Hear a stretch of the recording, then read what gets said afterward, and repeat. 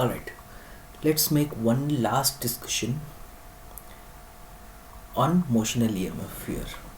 Okay, and this discussion will establish that whatever we have discussed in our last few videos was completely true. Alright, so I'll again take the example of motional EMF, the same example that we had taken. Let's say the rod CD, you want to push it again to the left, right? So you want to move it to the left with certain velocity v. Now it's not like there is no friction, right? All those things, even though not mentioned, were sort of understood, right?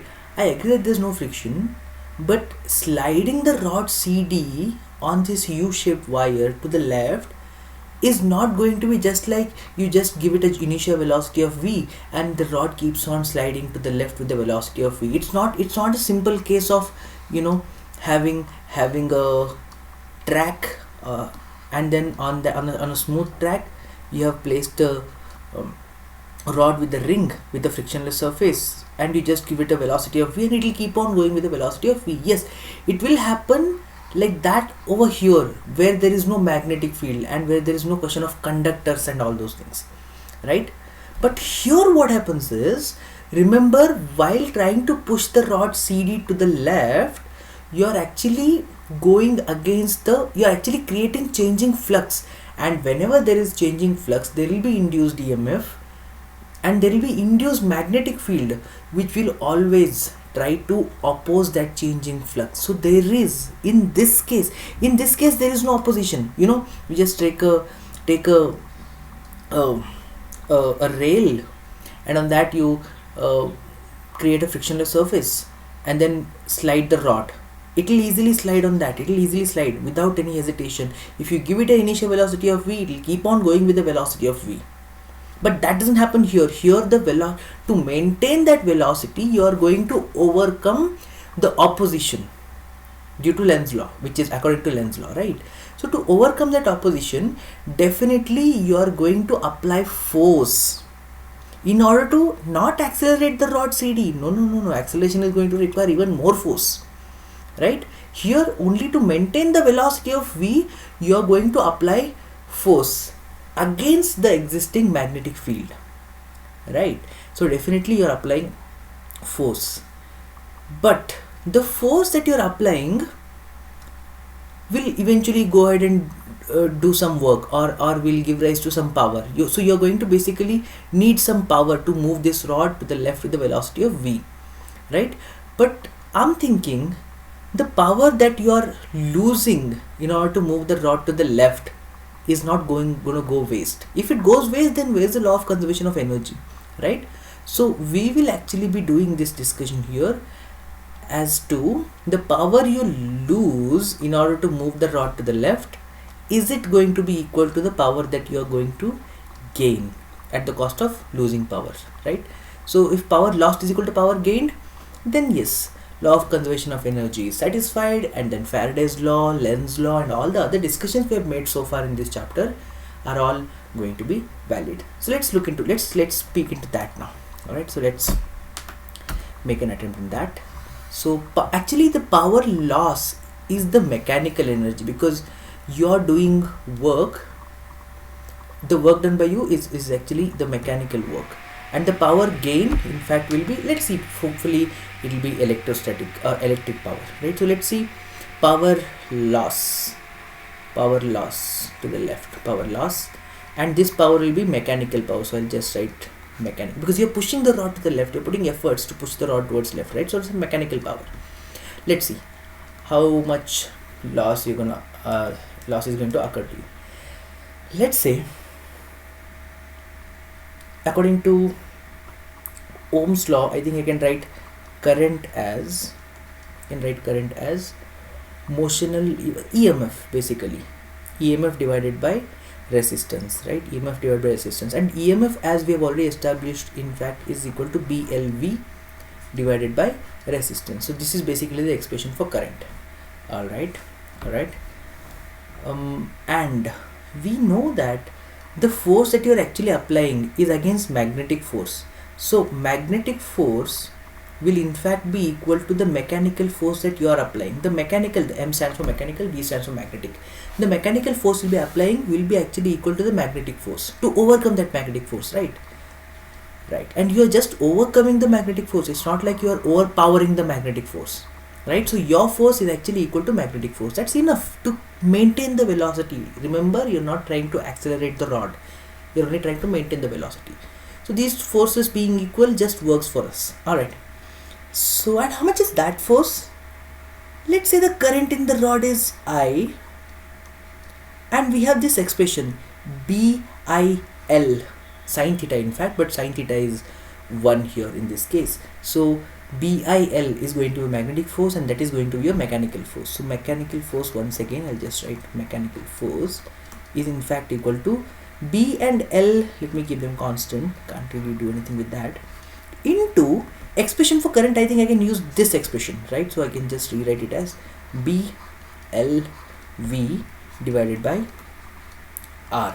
So the mechanical force you have been applying to maintain the velocity turns out to be, I don't know, BL into BL, B squared L squared. I have B squared into L squared into V divided by R. Alright, so this is the force that you have been applying in order to keep the rod moving with the velocity of V.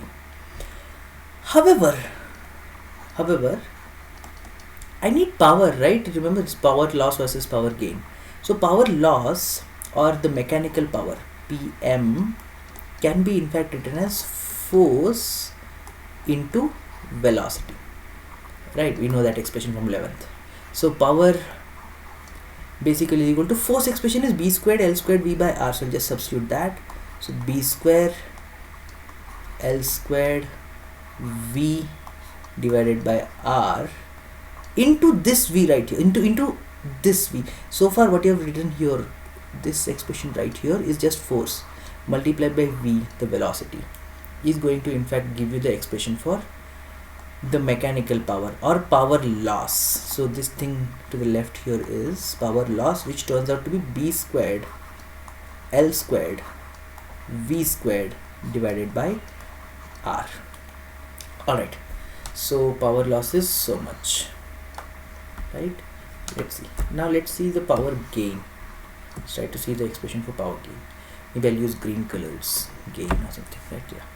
So power gain in fact is, and you can you know, in all my videos you can in fact, I'm sorry, it's electric power. Yeah, in fact, if you feel that video is too slow, you can always watch it at a faster rate, or you know, you can skip forward if it is too obvious to you all these steps. But yeah, if you're, as long as you're getting the bigger picture, it's fine, that you can go ahead. Anyway, let's find out the power gain.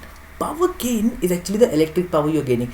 You're losing mechanical power, you're gaining electric power. If they turn out to be equal, then our job is successful, right? So let's see. Electric power, we know this, that electric power expression is I squared into R, right? So electric power is I squared into R. I think we are there in no time. So electric power is, look at this expression, current is BLV by R. So I'll just substitute that for I. So B into L into V divided by R squared. This whole thing is I right here, squared into R, and then PE, the electric power, is in fact, you know, square this, so you'll be getting B squared L squared V squared divided by, the denominator R will be squared, but one of them will be getting cancelled with the R, so you'll be ending up getting B squared L squared V squared by R.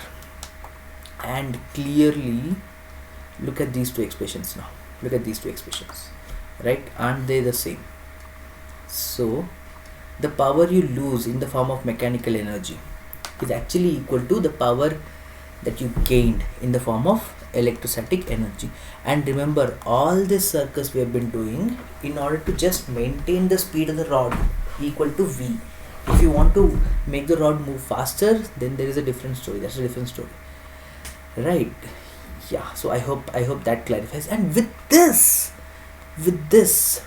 is clear, you know, agreement of Faraday's law, with law of conservation of energy. So hence I can say like this is clearly, this clearly agrees or is in accordance with, agrees with the law of conservation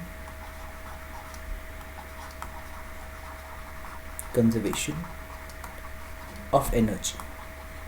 And we know this already, we have had enough derivations in the past year or so to understand this, that anything that can pass the hurdle of law of conservation of energy is good to be a law, is good to be called law. So Faraday's law is in fact completely correct, and there are obviously experimental evidences, but this is our own little mathematical way of convincing ourselves that Faraday's law is right, and so on and so forth. Okay, but with this actually, there's a little discussion I want to make here, that let's see, wherever there is current, there will definitely be flow of charge, right? So let's try to make a small discussion about the amount of flow of charge in a current loop, right? So we'll flow of charge, we'll call it delta Q, flow of charge in a current loop, and that current loop is going to have current due to changing magnetic flux. All right, so let's see how this goes. We know that according to Ohm's law,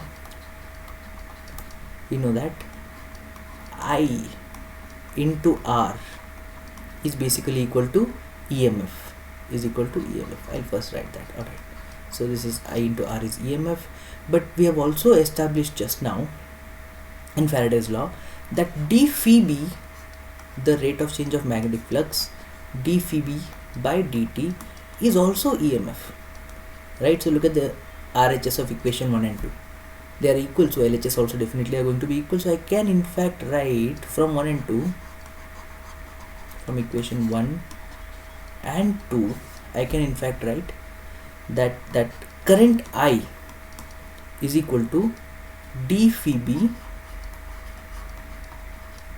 divided by dt into 1 by R, just cross multiplying the R to the RHS. Alright, so you're getting current is equal to so much. Alright, but I think current can be written as dq by dt, the rate of flow of charge itself is current, right? So dq by dt in fact is current, so dq by dt is equal to d phi b by dt. If you are familiar with differential equations, then you can actually evaluate this. If not, cancel dt on both sides, and then you will end up getting something like this, that dq is equal to d phi divided by R. Don't worry about the subscript, sometimes I end up missing the subscript. That subscript B is only showing us that it's the magnetic flux that you're talking about. Alright, and if the change happens to be large enough, if the flux change is large, then flow of charge also will be large. So I can in fact write the previous equation like delta Q is equal to delta phi B divided by R, meaning please wait for it, meaning that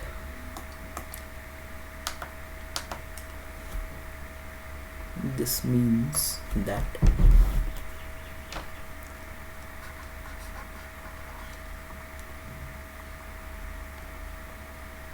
the total flow of charge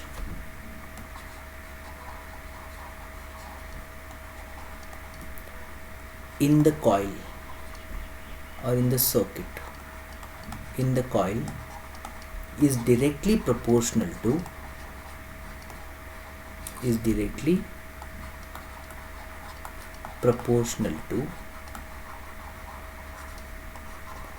change of flux alone, not rate of change of flux, guys. It's only change of magnetic flux.